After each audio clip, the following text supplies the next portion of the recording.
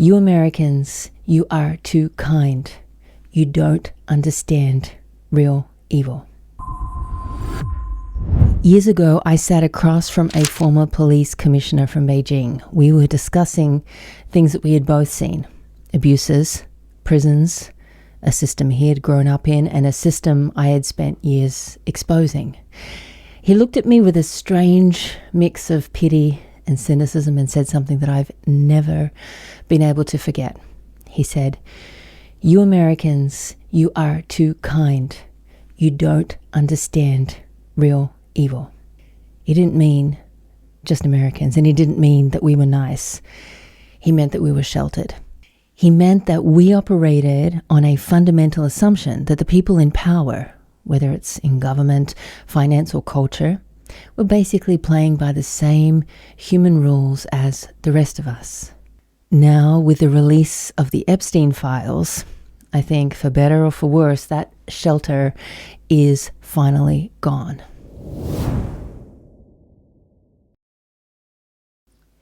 People have been asking me if I'm shocked by the revelations from the Epstein files, if I'm surprised by the names or the scope, and the honest answer is no.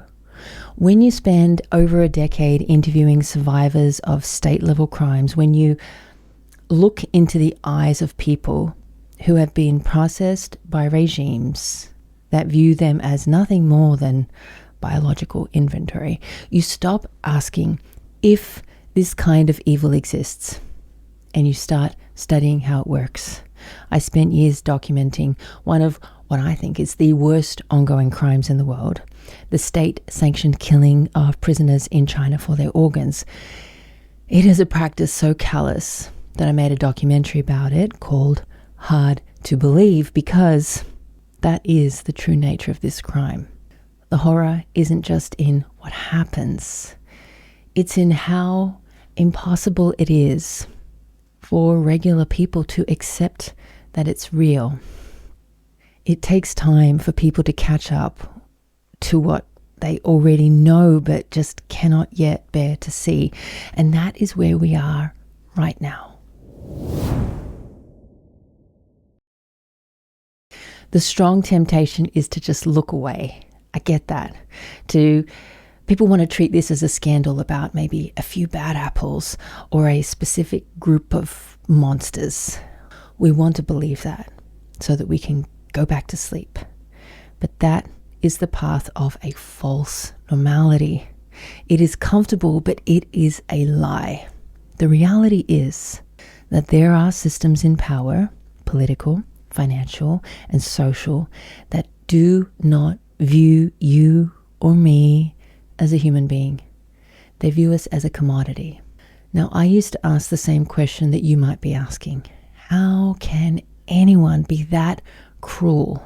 How can they treat a child, an elderly person, or any human being like an object? I realized that we are looking for humanity where there isn't any. And to them, to many of them, a human being is simply a data point or a resource to be extracted, a leverage to be traded, or pleasure to be consumed. So the horror you feel when you read those files, that is your human soul rebelling against that awful machine. That horror is proof that you are still human. Now, I know how heavy this can sound, but I want to tell you something that might surprise you. Once you accept this, once you stop looking away, it is actually liberating. Think about how much energy we waste trying to reconcile the world we want with the world we get. We get confused when the system acts without compassion. We get angry when institutions betray us. But when you realize that some systems have simply deleted the sacredness of the human soul, you stop expecting them to behave like the humans that you want, and you stop looking for validation from a machine that is incapable of giving that. When I was exposing those abuses years ago, The only thing that kept me sane was knowing exactly what I was dealing with.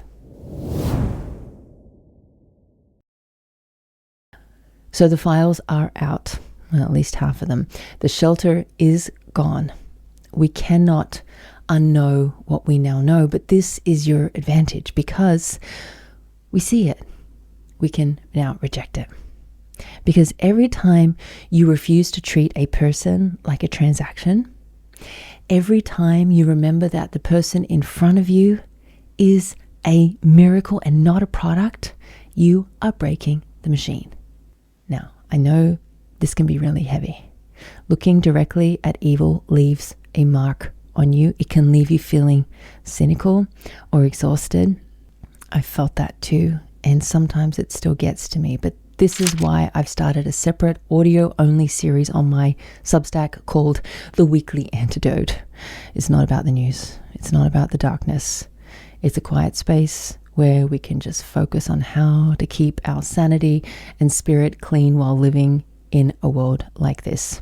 So if you need a place to kind of wash off the grime of the news cycle these days, you can click the link below. But don't think for a second that this system stops with Epstein. It doesn't. Next week, we're going to talk about how this same mindset, the mindset that views humans as obsolete inventory, is coming for you, your job, and your identity. The machine has many faces, and let's unmask them all together.